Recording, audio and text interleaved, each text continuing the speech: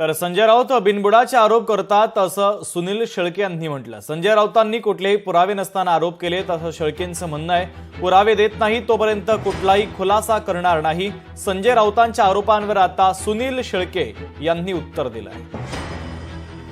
संजय राऊत यांना व्यावहारिक किती माहिती आहे हे मला माहित नाही, परंतु संजय राऊत यांनी जी काही माहिती आपल्याकडे दिली किंवा जे काही आरोप केले आहेत ते आरोप करत असताना कुठल्याही प्रकारचे पुरावे नसताना त्यांनी आरोप केले आहेत। मी संजय राऊतांना सांगू इच्छितो, जर आपल्याकडे अशी कुठल्याही प्रकारची माहिती असेल, मला शासकीय कुठल्या नोटिसा आल्या असतील किंवा जर माझी कुठली चौकशी सुरू असेल तर त्याची मला त्यांनी माहिती द्यावी, त्याचे पुरावे द्यावे।